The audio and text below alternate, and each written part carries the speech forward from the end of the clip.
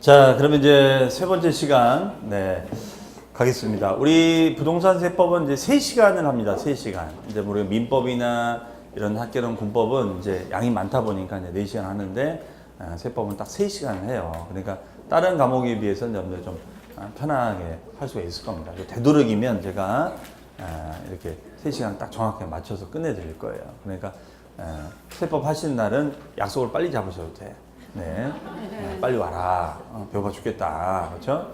그렇게 하시면 되고 4시간 하는 날은 좀 공부하시다 보면 이제 배가 고파요. 그러니까 간식 같은 거를 중간에 이렇게 잡수시면서 그래서 이 공부를 하게 되면 좀 살이 쪄요. 뭐 합격만 할 수 있다면 살찌는 게 문제야 지금. 그렇죠? 그러니까 뭐 그거는 이제 여러분들이 잘 알아서 이렇게 하시면 되겠습니다. 자, 그러면 이제 우리 283페이지로 가십니다. 283페이지 가보시면 여기다 별 표시를 하나 해놓을까요? 거기 보니까 뭐라고 나와 있어요? 제가 강조했던 용어의 정의가 나오죠? 세법 용어의 정의. 그러니까 이 세법 용어에서 꼭 알아야 될 이런 단어들이 여기 쭉 나옵니다. 그래서 이제 여기 있는 단어들 공부한다라고 생각하시면 되겠어요. 그러면 일단 이렇게 한번 얘기해 볼까요? 자, 이분은 예를 들어서 이분은 홍길동 씨라는 분이에요. 홍길동. 그렇죠? 우리가 구청 가면 가장 제일 유명한 사람이 홍길동이죠. 홍길동 씨. 그럼 이 홍길동 씨는 어떤 사람이냐면 이제 공인중개사입니다. 공인중개사. 그 다음에 이제 공인중개사가 돼서 이제 이분이 중개업을 하는 거죠. 중개업을 하는 겁니다. 그러면 중개업을 하는 거니까 이분의 소득은 뭘까요? 중개보수. 과거에는 중개수수료라고 했습니다만 지금은 중개보수라고 얘기를 합니다. 그럼 중개보수가 들어오는 거예요. 그러면 중개보수가 들어오면은 그 중개보수가 이제 이분의 수입이 되는 거죠. 그렇죠? 그러면 수입이 되는 건데 중개보수 수입이 들어오면 이 수입을 다 신고하는 걸까요? 그렇지 않겠죠? 여기 수입에서 이게 수입이에요. 이 수입에서 이 수입을 올리게 들어간 돈이 있을 거 아니야. 그러면 이제 경비를 다 제해줍니다. 경비를 다 제해주고 남은 돈 가지고 세금 계산을 하는 거예요. 그러면 중개업 하면서 들어갈 수 있는 경비가 뭐가 있을까요? 일단은 사무실 얻으면은 우리가 임대료 내겠죠. 그렇죠? 월세. 보통 임대료가 합니다. 임대료. 그 다음에 이제 또 뭘 내야 될까요? 차량 유지비. 그렇죠? 차량 유지비. 기름값 들어가는 거죠. 차량 유지비. 그렇죠? 근데 유지비는 유지비. 근데 이 차량도 이게 이제 중개를 어느 지역에서 하냐에 따라 틀려지더라고. 만약에 이제 보통 토지 중개를 해요. 토지 중개. 자, 토지 중개를 평택이나 안성에 많이 하시는데 토지 중개 하시는 분들 보면 차들이 일반 승용차보다는 탑차가 많아. RV차가 많죠. 왜 그럴까요? 토지는? 임야가 많잖아. 임야가. 임야. 이런 임야 같은 데를 만약에 예를 들어서 뭐 NF 소나타를 끌고 간다. 그러면 여기 바다 여기 뭐야 아우라 다 나가 버린다고. 임야 누이고 다니면은. 그렇죠? 자, 그러니까 탑차를 끌고 다니는 거야. 그러면 이제 그래서 보통 RV차들을 많이 끌고 다니는 거죠. 임야를 다니려면은 그러니까 이제 뭐야 막 길이 막 울퉁불퉁하지 않습니까? 그러니까 이분이 무슨 중개를 하는지는 차를 봐도 대충 알 수 있어. 그렇죠? 근데 만약에 여기가 재개발 재건축 지역이야. 재개발 재건축 지역이에요. 그러면 이런 재개발 재건축 지역은 좁잖아. 막 좁죠. 그럼 재개발 할 만한 평택에서 재개발 할 만한 동네가 어딜까요? 어디야? 여기 주공. 3단지? 그러면 자, 골목길 있단 말이에요. 골목길. 서울은 굉장히 재개발할 때 많거든요. 그러면 차끼리 만나서 근데 여기 RV차가 있어봐. 돌릴 수도 없어, 이거 차를. 그래서 이런 데서 중요한 분들은 모닝, 이런 차들이 많아. 모닝. 그렇죠? 또 손님하고 타고 가다가, 모닝을 타고 가다가 차를 돌려줘야 돼. 그러면 손님하고 내려가지고 차를 들면 되지. 차를 들어서 바꾸면 돼. 그렇죠? 모닝이니까 가능하단 말이야, 이게. 그렇죠? 그러니까 이분은 재개발, 재건축에서 중개하시는 거구나. 그런 분들은 차가 크면 안 돼요. 차 주차할 데도 없어, 이런 데들은. 그렇죠? 토지야 뭐 아무 데나 막 주차하든 상관이 없죠. 그러니까 우리는 차만 봐도 이분이 무슨 중개를 하는지를 대충 알 수 있다는 거죠. 그럼 아파트 중개하면 아파트 중개는 일반 수용차가 많죠. 이게. 자, 그래서 이런 차량 유지비도 이제 들어갑니다. 그렇죠? 그다음에 이제 또 뭐냐면 이제 홍보를 또 많이 해야 되잖아. 홍보비가 들어가죠. 홍보비. 그럼 여러분들이 이제 요 이제 자격증을 따셔서 중개업을 하시게 되면은 홍보 공부를 또 해야 돼요. 블로그 마케팅 이런 거 공부하셔야 되고, 그렇죠? 스마트폰을 활용해서 어떻게 이걸 홍보하는 것인지, 그다음에 SNS 뭐 이런 거 하시면은 뭐 좋은 거고, 또 페북도 많이 하죠. 그러니까 요즘은 홍보할 게 너무 많아. 페북, SNS, 그렇죠?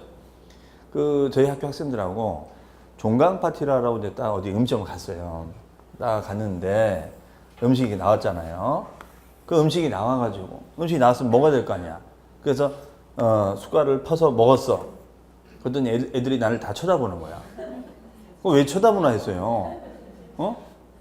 사진을 찍어야 되는데 눈치도 없이 먹었다는 거지. 사진을 찍었는데 눈치도 없이 교수님 먹었다 이거야. 왜 이렇게 촌스럽냐 이거지. 저는 그때 카카오에다가 이렇게 음식으로 사진 찍는 것도 처음 한 거야.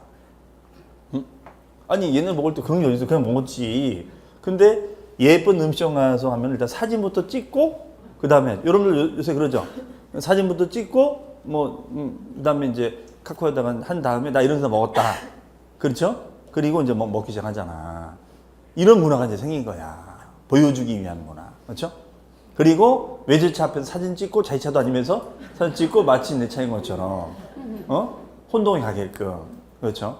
자, 그러니까 이게 또 새로운 문화가 생긴 거구나. 그럼 여러분들이 이제 중개사 자격증 따시면 나 무슨 일을 한다. 이제 여러분이 이제 SNS나 페북이나 이런 걸 통해서 홍보를 하는 거죠. 이런 것들이 이제 생겼어요. 새로운 수단들이. 그렇죠? 자, 그럼 이제 이런 홍보비도 이제 들어갈 것이고. 그렇죠? 그러면 이런 거, 그 다음에 이제 인건비 들어가죠. 인건비도 이제 실장 뽑았으면 실장한테 이제 인건비도 줘야겠죠. 그렇죠?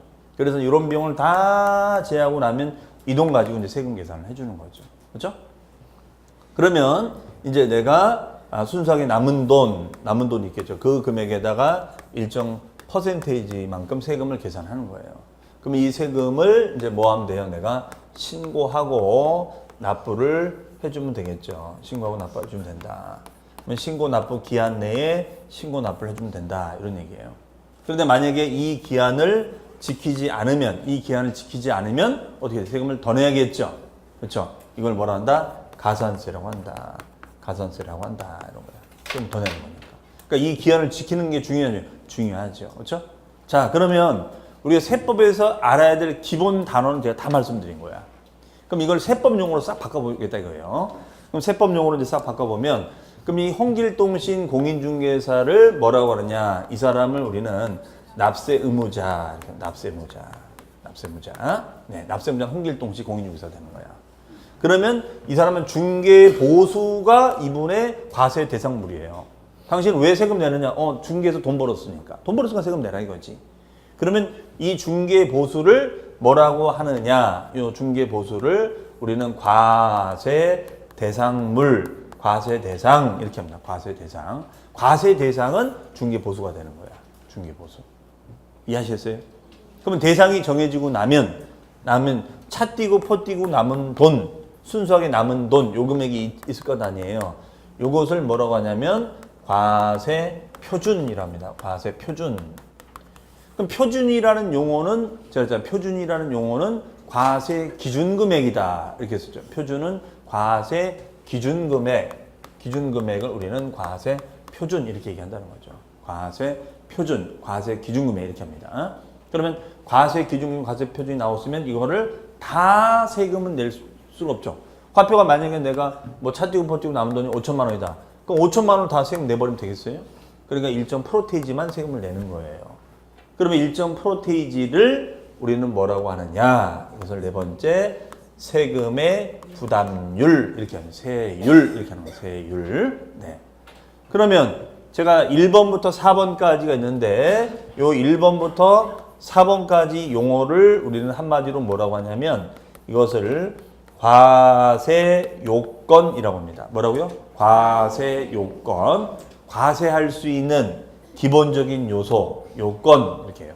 그러면 항상 모든 세금은 이 과세 요건 4가지를 파악하는 게 중요하고 당연히 이 4가지를 시험에 잘 물어보는 거야. 이 세금은 납세자는 누구냐? 홍길동 씨냐? 주식회사 평택이냐? 그렇죠? 두 번째, 당신 세금 왜 내는 거야? 중개해서 돈을 벌었으니까. 아니면 아버지한테 재산을 물려받았으니까. 아니면 가진 게 재산밖에 없으니까. 그럼 뭔가 근거가 있으니까 낼 거 아닙니까? 그러면 순서에 남은 돈이 얼마야? 과세 기준금액이 얼마야? 이것을 과세 표준으로 한다는 것이죠. 그리고 이거를 다 내는 것이 아니라 일정 프로테이지만 내라. 일정 프로테이지만 내라. 그럼 이걸 뭐라고 한다고요? 세금의 부담률. 그렇죠? 세금의 부담률. 네. 그러면 이걸 이제 계산해서 이제 요걸 갖다가 신고하면 되겠죠. 그렇죠? 그럼 당연히 시험에서는 1, 2, 3, 4번 중에 뭐가 잘 나오느냐? 당연히 이 3, 4번 얘기가 잘 나올 수밖에 없죠. 왜? 뭐니 해도 머니가 중요하잖아. 그렇잖아요. 이거 머니 계산이니까. 머니 계산을 하는 게 중요하겠죠. 그렇죠? 자, 그러면 이제 이거를 신고하고 납부해줘야 되는데 기한이라는 제도가 있어요. 기한이라는 것은 언제까지 뭐뭐 해주세요. 언제까지 뭐뭐 해주세요. 이런 뜻이에요. 네, 언제까지 신고해주세요. 언제까지 납부해주세요. 안 하면 어떻게 된다? 세금을 더 내세요. 이런 거예요. 그러면 가산세를 안 내는 것이 절세가 되는 거죠? 그렇죠?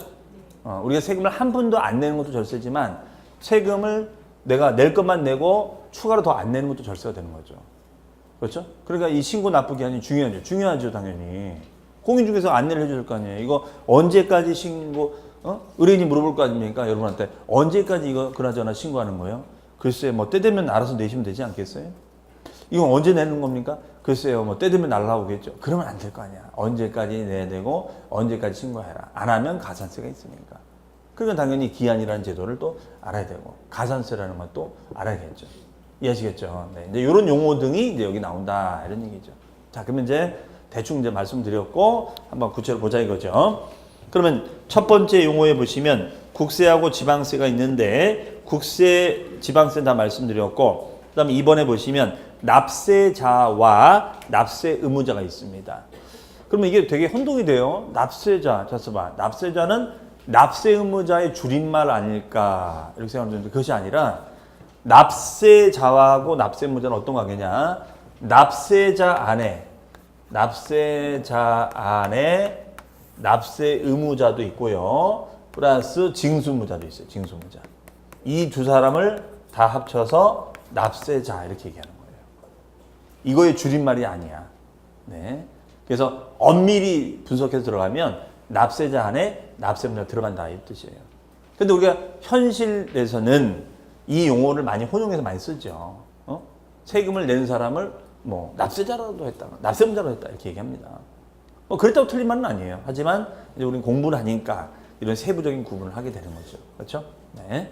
그러면 납세 의무자는 이제 아까 많이 얘기했으니까 뭐 제가 할 얘기가 없고, 다만 납세 의무자하고 담세자가 일치하면 아까 무슨 세? 직접세. 불일치하면 무슨 세? 간접세 이렇게 공부했었죠. 그렇죠? 그러면 징수라는 단어가 나왔어요. 징수. 징수는 뭐냐면 거두어 드린다 이 뜻이에요. 징수가 뭐라고요? 거두어 드리는 거. 세금을 거두어 드릴 의무가 있는 자. 이것을 우리가 징수 의무자 이렇게 합니다. 그러면 우리가 익숙한 단어가 있어요. 예를 들어서 어떤 개념이 있냐면 원천징수라는 말이 있습니다. 원천징수. 원천징수 의무자. 원천징수. 원천징수 들어봤어요? 원천징수. 보통 우리가 원천징수는 뭐 할 때 원천징수 할까요?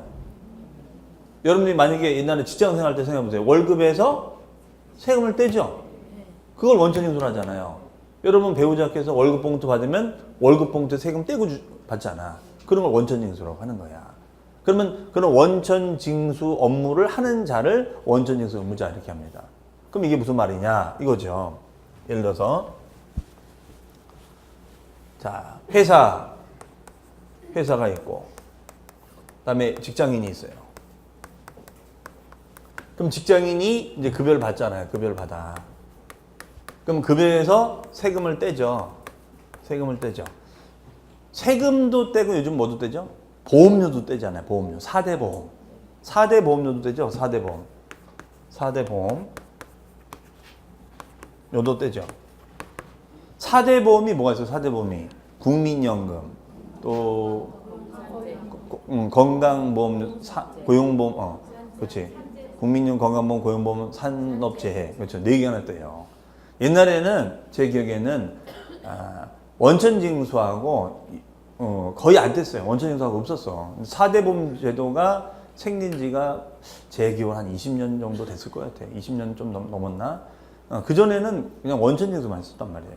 요게. 그러면 여기서 이제 세금을 딱 떼죠. 그럼 세금은 아까 우리가 처음에 배울 때 과세권자는 둘이 있었어. 국가 또는 지방자치단체. 그러면 이 원천징수 급여 세금에 대한 원천징수를 나라에서 떼나요? 회사에서 떼잖아. 회사에서 세금을 떼고 있다는 거죠. 그럼 이 회사를 우리는 징수 의무자라고 하는 거예요. 징수 의무자. 그럼 왜 이것을 평택세무서에서 떼지 않고 회사에서 떼느냐? 평택세무서가 부탁을 한 거야. 왜냐하면 그 매달 월급날 평택 시내에 있는 모든 사업장에 있는 세금을 원천징수를 세무서가 한다면 월급날 다 쫓아가야 돼. 앉아가지고 모찌 뛰듯이 그냥 뛰어야 되는 거야. 그렇잖아요. 가능한 얘기예요, 불가능한 얘기예요? 불가능하죠. 지금 세무서 일도 바빠 죽겠는데 언제 현장 나와가지고 여러분 업장에 앉아가지고 세금 내세요 하겠어요. 그렇잖아요. 그래서 이 업무를 맡긴 거야, 회사한테. 야, 니네들이 대신 해라. 그 회사가 이거 하려고 했어, 안 하려고 했어요? 안 하려고 하지, 귀찮은 거지. 이거 해주면 그럼 나한테 뭐 주나? 그 세무서 벌었냐? 아니, 없어, 그런 거. 그럼 나 안 해. 그럴 줄 알고 의무로 만들었어. 그럴 줄 알고 의무야, 이거. 만약에 이 의무를 안 지키잖아요. 그럼 가산세 물려, 회사한테. 그래서 회사는 울며 겨자 먹기를 할 수밖에 없는 거예요. 그러니까 일반 회사에 경리과가 있는 이유가 이거야. 경리과 있는 경리직원이 하는 일이 이런 업무를 하는 거예요. 세금을 떼고 이렇게 하는 거죠. 경리과가 어떠면 세무사무실에 맡기면 그 세무사무실에서 이 업무를 대신 해주는 거죠. 이해되시죠? 그럼 세무서는 앉아서 코 푸는 거야. 회사가 다 거둔 세금을 회사가 그 다음 달 10일까지 납부하도록 돼 있어요. 그럼 모든 여기 평택세무서에 있는 사업장에 있는 급여에 대한 원천징수 되는 세금은 떼다가 그 다음 달 10일까지 납부를 해줘야 돼요. 그러면 평택세무서는 가만히 앉아가지고 돈만 수급만 하는 거지. 그렇죠? 네, 이런 사람 뭐라고 한다고요? 원천징수 의무자. 그러니까 보통 원천징수 의무자는 사업주, 회사를 생각한다라고 보시면 돼요. 그럼 통상 우리가 세금을 납부할 사람을 우리는 이런 징수 의무자라고 하지 않고 보통 이 홍길동 씨라고 보통 얘기하지만 더 보니까 납세자라는 용어에는 이렇게 납세 의무자라는 말도 있고 징수 의무자라는 말도 있네. 그렇죠? 네. 그러니까 어떻습니까, 여러분들? 이게 우리가 볼 때는 그냥 평상시 생활할 때는 납세자, 납세 의무자라는 말을 혼용해서 많이 썼는데 더 깊이 들어가 보니까 이게 아다르고 어다르다는 것이죠. 그렇죠? 그러니까 우리가 보통 법률 계약서 같은 걸 쓸 때 우리 뭐 저도 그렇지만 한국 사람들이 보면은 놓치는 부분들이 많아요. 대충 그러니까 계약서를 꼼꼼하게 해야 되는데 계약서 잘 안 읽어보고 대충 계약에다가 낭패를 당하는 일이 많다. 그렇죠? 왜냐하면 법률 용어는 용어 하나의 차이에 따라 뉘앙스가 크거든요, 이게.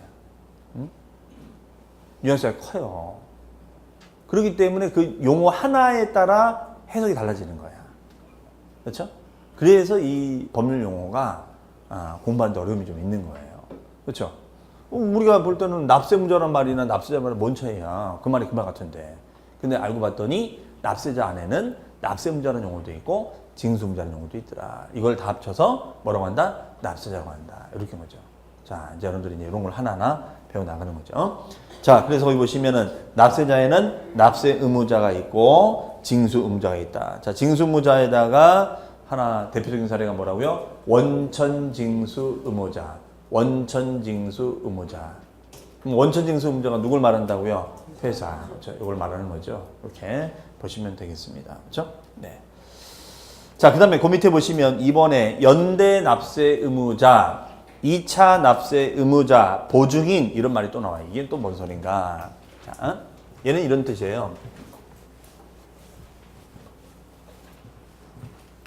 그러면 우리 납세자라는 용어 안에는 납세 의무자하고 징수 의무자를 합쳐서 납세자라고 했는데 바로 납세자라는 용어, 납세 의무자라는 용어에는 뭐가 있냐?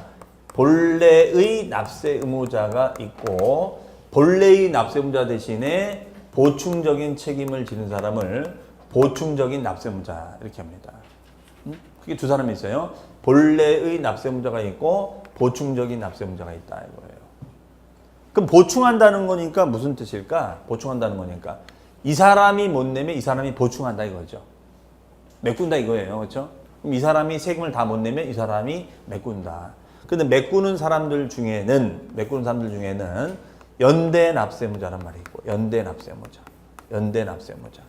뭐 2차 납세무자 뭐 보증인 이런 표현을 써준다 이런 얘기예요. 보증인. 응? 그럼 연대가 뭐냐? 연대는 말 많이 쓰잖아요. 연대. 그렇죠?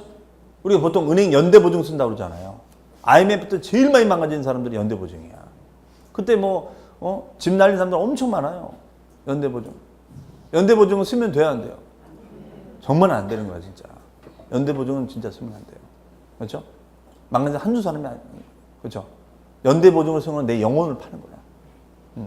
근데 연대 보증 제도가 우리나라는 연대 보증 때문에 우리는 이런 혈연 관계, 지연 관계 이런 여러 가지 정황 때문에 또 안 해줄 수 없는 상황이 되는 거죠.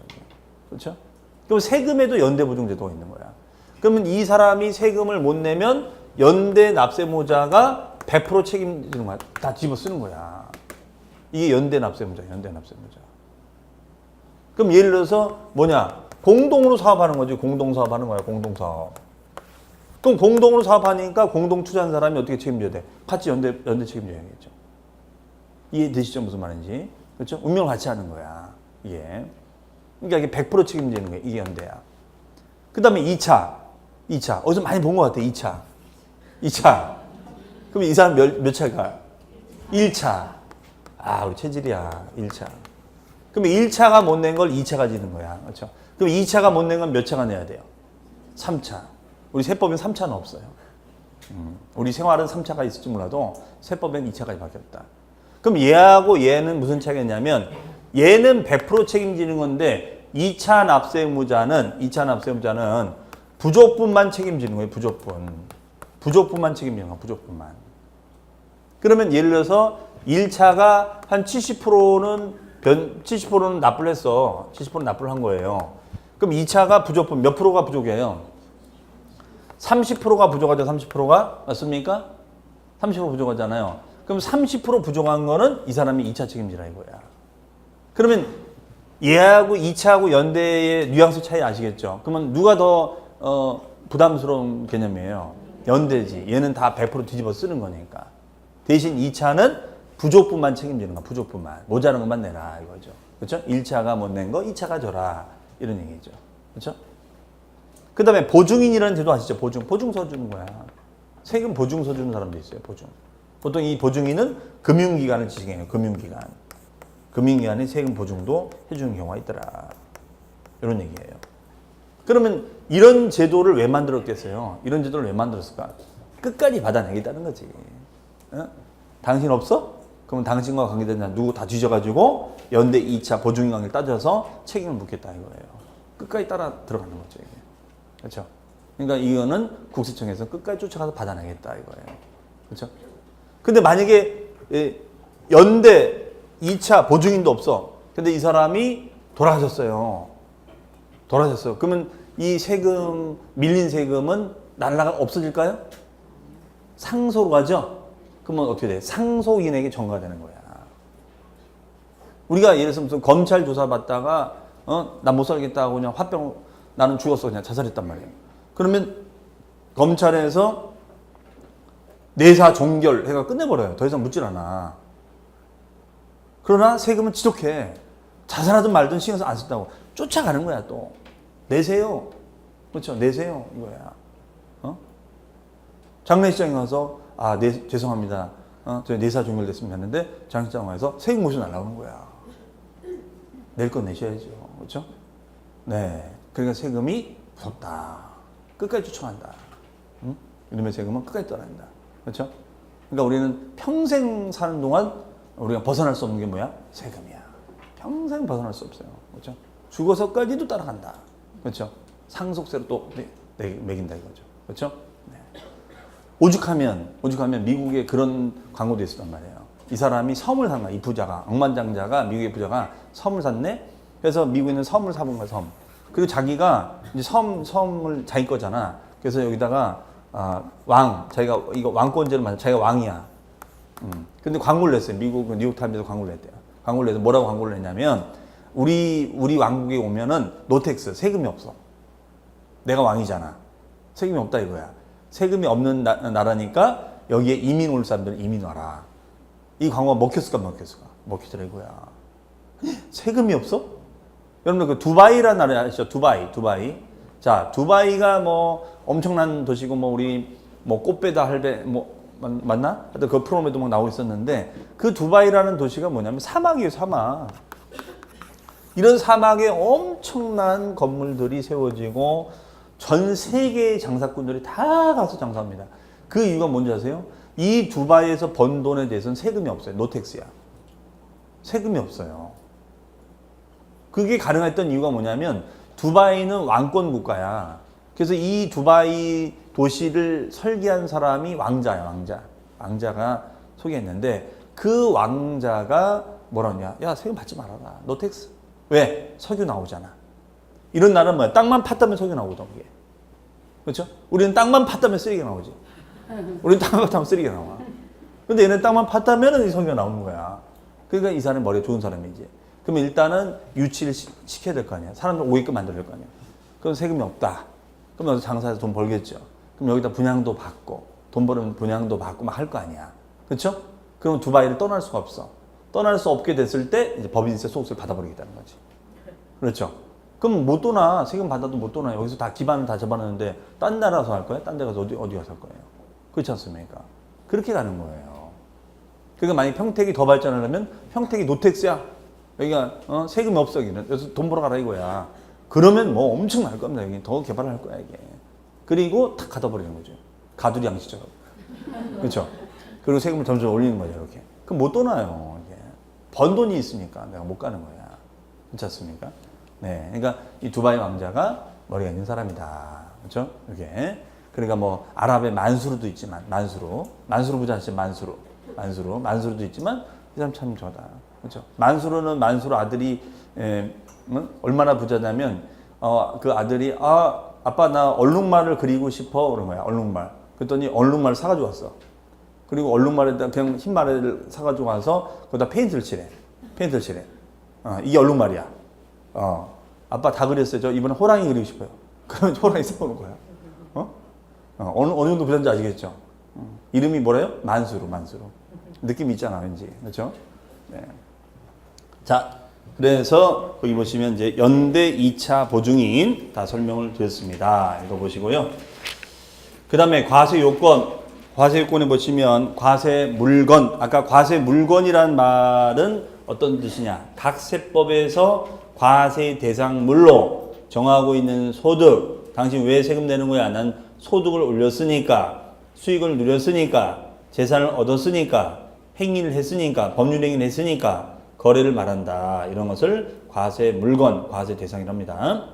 그다음에 과세 표준. 자, 과세 표준은 뭐라고 했죠? 제가 과세할 수 있는 기준금액, 차 띄고 포 띄고 남은 금액. 그래서 세법에 따라 직접적으로 세액 산출의 기초가 되는 과세 대상의 수량에 동그라미 치시고 종량세, 수량에 동그라미 치시고 종량세. 그 다음에 가액에 동그라미 치시고 종가세 이렇게 하시면 됩니다. 종량세와 종가세가 있다. 그 다음에 세금률은 세액을 산출하기 위하여 과세 표준에 곱하는 비율 또는 금액을 말하고, 아까 종가세는 뭐라고 했었죠? 가액을 쫓아서. 이제 이런 단어들을 우리가 알면 이제 해석이 되는 거죠. 종가세는 가액을 쫓아서 가는 경우에는 비율로 표시하고, 종량세가 아까 뭐였죠? 수량을 쫓아서 갔을 때는 금액으로 표시한다. 그러니까 무슨 뜻이냐면 이런 거죠. 아까 말씀드린 대로 뭐 예를 들어서 1억 원 곱하기 35%. 그렇죠? 1억 원 곱하기 35%. 그럼 이게 뭐예요? 종가세. 그럼 이게 비율로 표시해야 되잖아요. 이거 세율인데 요거를 우리는 정률, 세율 이렇게 얘기합니다. 무슨 세율이요? 정률, 세율. 세율이 일정 비율로 돼 있다. 세율이 일정 비율로 돼 있는 것을 정률세율이라고 해요. 정률세율. 네. 그러면 아까 뭐 1세제곱미터당 250원 이런 것도 있었죠. 그러면 이때 세제곱미터당 이걸 뭐라고 했냐면 아까 종량세 이렇게 썼습니다.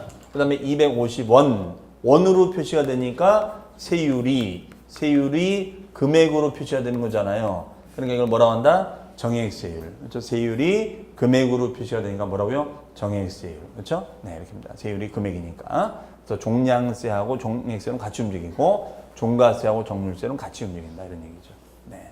이런 용어에 대해서 자꾸 익숙해지셔야 돼요. 이제 종가세, 정률세율, 종량세, 정액세율 이런 식으로 써줍니다. 자, 그러면은 이제 다 설명을 드렸고, 그 다음에가 이제 네 번째가 과세 기간이라는 말이 있죠. 과세 기간. 자, 과세할 수 있는 기간이다. 그래서 보시면 세법에 따라 과세 표준, 과세 기준 금액의 계산의 기초가 되는 기간을 말한다. 왜 이런 기간이라는 제도가 있냐면요. 이거죠. 뭐 기간이라는 제도는 만약에 여러분들이 중개를 해서 중개 보수를 받는다. 중개 보수를 받아요. 그럼 중개 보수를 받으면 도대체 이게 몇 년 동안 아니면 몇 개월 동안인지를 알아야지 계산할 거 아닙니까? 그렇죠? 야, 내가 그나저나 중개 보수는 내가 어느 정도가 됐을 때 신고하는 거야? 내가 1년이 돼야지 신고하는 거야? 6개월 만에 신고해야 되는 거냐? 이런 기간이 정해져 있어야 될 거 아니야 이거예요. 그래서 일정 기간이라는 제도를 만든 거예요. 그러면 요 기간 안에 발생한 중개 보수만 신고하라 이거지. 이것을 뭐라고 하냐면 과세 기간이다 이렇게 합니다. 뭐라고요? 과세 기간이라고 표현하는 거예요. 과세 기간이다 이렇게 합니다. 과세 기간 이렇게요. 그럼 보통 과세 기간은 우리가 1년 단위로 돼 있어요. 1년 단위로 과세 기간이 돼 있다. 1년 단위로 돼 있다. 1년 단위로. 그러면 1년 단위면은 언제까지냐? 1월 1일부터 출발해서 12월 31일까지 이렇게 돼 있는 경우가 많아요. 그렇지 않은 경우도 있는데 보통 1년 단위로 돼 있어요. 그러면 1년 동안 내가 번 것만 신고하라 이거지. 1년 동안 번 거. 그렇죠?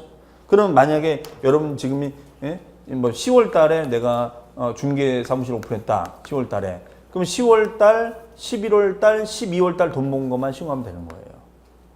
이해하시겠죠? 요것만 올해는 내가 번 거. 이건 내가 한 적이 없으니까 요것만 신고하면 된다는 거죠. 그렇죠? 그러니까 기간이 언제냐 이거지. 기간이 언제냐. 그러면 이 기간 내에 발생한 소득은 신고하지만 만약에 1월 10일 날 내가 돈 번 게 있다. 그럼 이거는 신고할 필요가 있다 없다? 없다는 거예요. 이건 내후년에 신고하면 되는 거예요. 그렇죠? 그래서 이런 기간이라는 제도를 알아야지만이 얼마 동안 번 건지를 측정할 수 있다. 이런 거죠. 이런 걸 뭐라고 그래요? 과세 기간입니다. 자, 그 다음에가 이제 5번이 법정 신고 기한. 자, 기한이라는 용어는 제가 뭐라고 했죠? 기한 내에 뭐뭐 해 주세요. 이런 말 했었죠. 기한 내에 뭐뭐 해 주세요. 안 하면 어떻게 돼요? 세금을 더 내셔야 돼요. 네, 이게 바로 법정 신고 기한입니다. 그러면 이 법정 신고 기한이 있는데 그 밑에 가산세. 왜 가산세가 있겠어요? 기한 내에 신고 납부를 안 하면 세금을 더 내라 이거지. 그렇죠? 이게 가산세라는 제도입니다. 가산세. 근데 가산세는 그 밑에 보니까 1번에 나와 있죠. 밑줄 한번 쳐볼까요? 가산세란 세법에 규정하는 동그라미 의무야, 의무. 가산세는 의무. 어떤 의무? 신고 의무, 납부 의무. 이걸 말해요. 이런 의무의 성실한 이행을 확보하기 위하여 세법에 따라 산출한 세액에 가산하여 징수하는 금액을 말한다. 세금을 더 내라 이거죠. 세금을 더 내라. 그렇죠? 그럼 오른쪽에 보시면 크게 2번에 신고 불성실 가산세와 납부 불성실 가산세가 있죠. 맞습니까? 네. 그럼 이제 요걸 가지고 이제 설명을 드리겠습니다.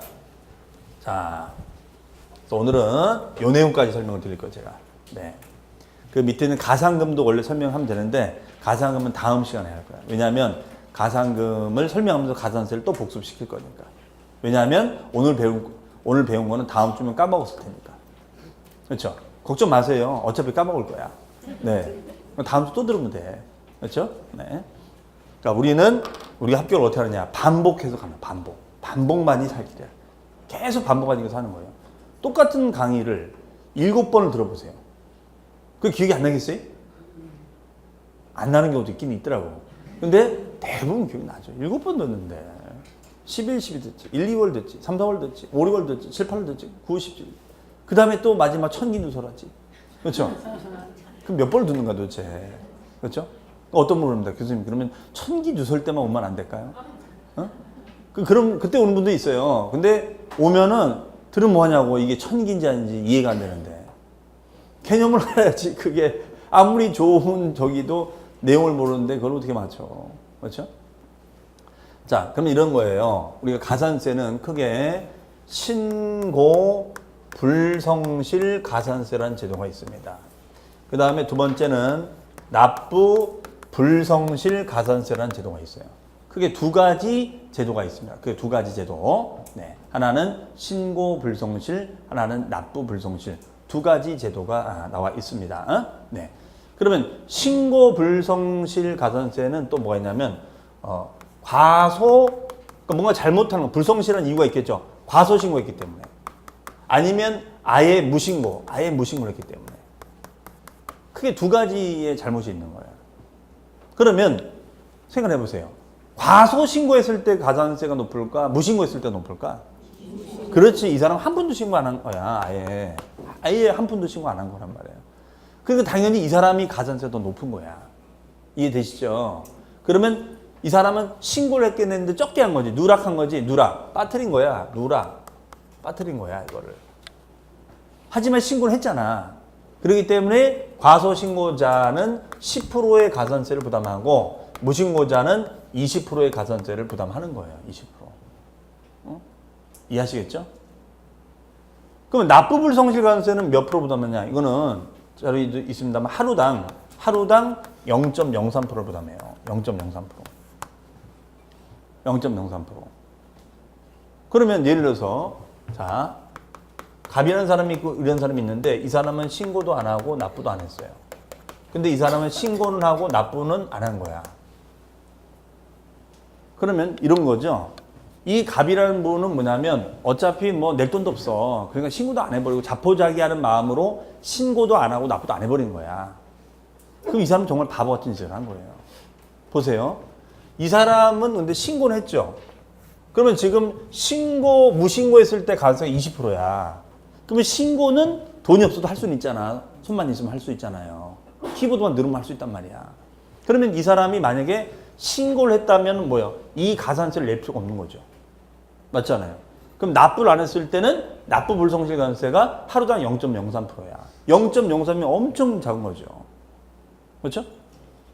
근데 이 사람은 신고도 안 해버리면 어떻게 돼? 신고도 안 해버리면. 무신고 20%에다가 납부 불성 가산세가 0.03이야. 그러면 납부 불성실 가산세가 사실은 하루당 0.03이 작은 건데 이게 1년 밀리면 10%가 돼요. 10% 좀 넘어갑니다. 그러니까 그런 분이 있어. 거의 자포자기하는 마음으로 아니 뭐 마음대로 하세요. 예, 그럼 마음대로 붙이는 거야. 계속 붙어가. 그렇죠? 계속 붙는 거예요, 이게. 그러니까 나중에는 배보다 배꼽이 더 큰 거죠. 그렇죠? 그러니까 내가 낼 돈이 없어도 뭐는 하자. 신고는 하자 이거야. 이게 절세가 되는 거예요. 이거는 신고만 하면 20% 안 물잖아. 만약에 낼 돈이 1,000만 원이면 20% 얼마야? 200이에 200. 200에 200. 200이면 우리 진짜 공부하는 데서 얼마나 도움이 되는 돈이야. 200이면. 그렇죠? 그러니까 신고를 잘 하느냐 안 하느냐 되게 중요하다. 그렇죠? 네. 근데 이제 신고를 잘못하면 10%가 되는 거죠. 그렇죠? 그러니까 이런 분들이 이제 납부할 돈 없어도 신고를 하자. 그게 절세가 된 겁니다. 그러니까 당연히 신고 불성실 가산세를 좀 알아둘 필요 있겠죠. 자, 그럼 거기 보시면 신고 불성실 가산세가 동그라미 2번에 신고기한 이내에 신고하지 않은 경우에는 무신고 납부세액이 몇 프로? 20%. 과소신고했을 때는 납부세액이 몇 프로? 10%가 달라붙는다라고 돼 있죠? 네. 근데 그거 보니까 1번 부정행위로 신고를 안 하면 무신고나 과소신고 납부세액이 40%고 국제거래는 60%로 돼 있는데 자, 국제거래는 뭐 좀 신경 쓸 필요는 없습니다. 지금 국내 거도 지금 복잡한데 국제 거 언제 해? 자, 그럼 국내에서 뭘 부정행위를 했을 때는 40%야. 부정행위란 건 뭐냐면 고의적으로, 악의적으로. 우리 민법에 보면 악의란 말이 나와요. 악의. 선의. 악의라는 것은 고의적으로 선의는 모르고 이런 뜻이거든요. 그럼 고의적으로 알면서 안 한 거지. 고의적으로 탈세한 거야. 아예 탈세를 목적으로 안 한 거지 그냥. 알겠어 하고 안 해버린 거야. 그게 걸리면 몇 프로 된다? 40%.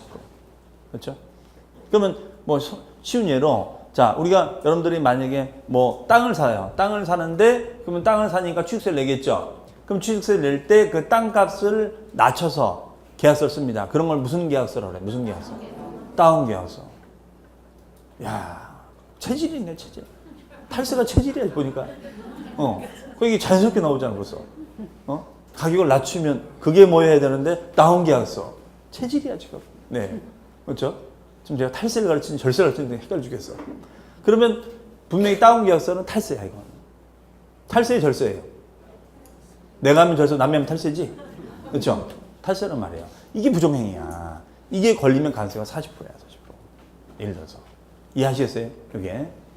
가격을 높였으면 뭐가 되는 거야? 가격 높였으면. 네? 방금 그 얘기했다고 또 소침해지는 거예요? 업계약서로잖아, 업계약서. 그렇죠? 왜 모른 척 하는 거예요? 업계약서로. 그렇죠?